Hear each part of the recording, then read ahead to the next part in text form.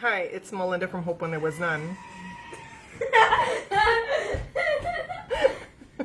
was waiting for that. He told me he was going to do that little squirt. So we're talking about filling your spirit today. If you've joined me on the self-love challenge,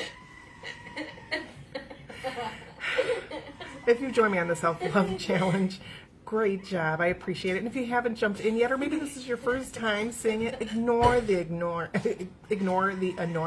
11-year-old in the background. There will be more schoolwork for you today, little man. So we're going to talk about filling your spirit. And again, you can jump in at any time. This is something you can even come back to. Just look up self-love challenge and you'll find this. So there is an old saying that you can't pour from an empty cup. And this is really true. It means that taking care of others, we sometimes put ourselves last. Scheduling some time for self-care. You know, I'm going to encourage you to start small, baby steps. Manage your time to make time for you. And I know that seems really hard for some folks, and I even had a hard time myself doing so. I even had a hard time doing this for myself, and even asking myself, what does my body need? And I know that can be bizarre for some people, but I'm all about 5 minutes. 5 minutes self-care. You can do a lot in 5 minutes. Set that timer, get that out. So what can you do in 5 minutes? You can meditate, just breathing, really in and out. There's a star, and I shared this before with my group, the Survivors Cafe. There is a star you breathe in. You can even use your fingers, breathe in for 5 or 4. I don't remember what it is off the top of my head.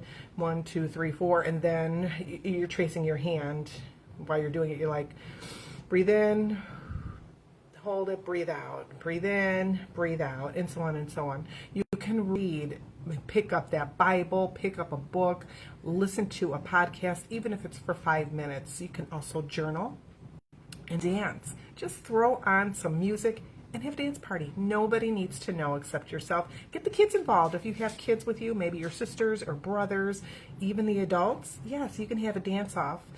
How can you learn to relax? Well, use that breath work, listen to some soothing music, soak in a bathtub. Use some guided imagery as well. Making self-care is such a priority for yourself. And again, it goes back to scheduling that time for you, that much needed time for you. Take a break from social media. Involve a family and friend. You don't have to do it alone. Ask somebody to take this ride with you. Invite a friend. Or sometimes doing these new things can be a little scary. Find someone to go along with you on your journey. It could be on the internet. Find a group support as well. Just something to make this a little more memorable, or to cheer you on, pick you up. Maybe you fell down. And I don't mean that literally, but maybe you haven't done your self-care work for today and you need someone to check in with, say, hey, did you do your journaling today? Find somebody to work with you. It's going to be somebody that you trust. You want to make sure that they're not going to go down the road and tell everybody at work or down in your neighborhood that we're doing this, or she told me she wants to do this and she's horrible with managing money. Something like that you do not want in your life. You do not need that kind of negativity. But your goals, your plans, what you intend to achieve by doing the self-care challenge.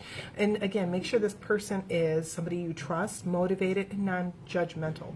So here are some self-care ideas. Finding a spiritual practice. Hydrate. Drinking water is enormous. And if you heard yesterday's broadcast with Melissa talking about hydrating, it's so very vital and important. This could curb your hunger. It could be that your body needs this. I know when I'm dehydrated, my skin, I notice on my hands, they look really dry. My face might look dry, and I might even get those hunger pains. And I know I'm not hungry, so rather than reach for that candy bar, I've been trying to drink a little more water. When you have those moments where maybe it's just too much, things are getting a little crazy, a little scary, call a friend, or maybe on Messenger, do a video chat, something like that. Throw on that favorite playlist. I'm all about dancing and getting that body moving. Break out that hula hoop. If you don't know how to hula, hit me up and we'll talk. Or look on YouTube as well. Start shaking that groove thing. Do something. If not every day, at least once a week. Just slowly start incorporating these things. Maybe catch a movie alone. Honestly, take yourself out on a dinner date or a lunch date. Take yourself out for coffee. Do it by yourself. And there's no shame in taking a nap practice the art of no complaining. Can you do it? Honestly, just try going maybe an hour or two, or be mindful of how often you are complaining. And if the weather's nice out there, you might want to dance in the rain. Now unplug for a couple hours, maybe the whole day. Create a bucket list, and if any of these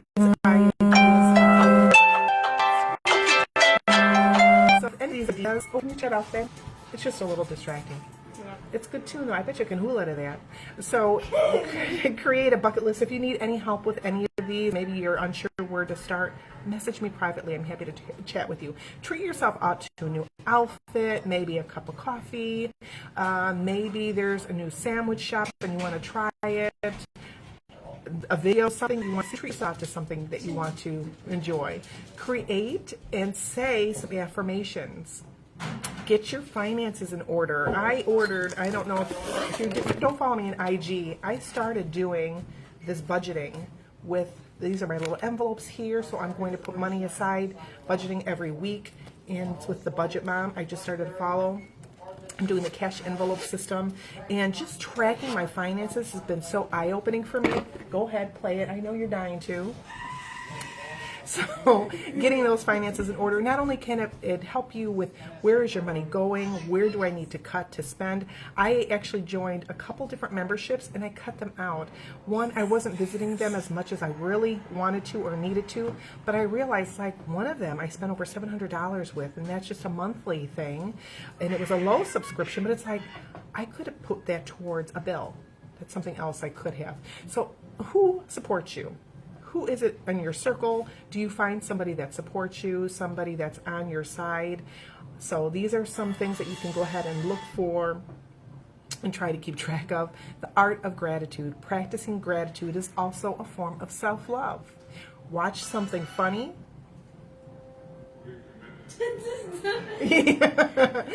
Do something spontaneous.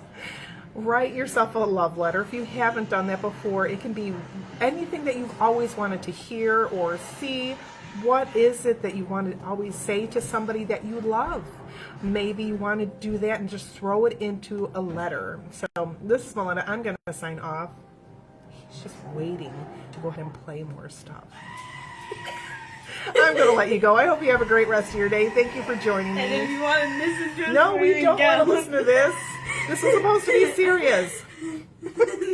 Have a great rest of your day. Funny.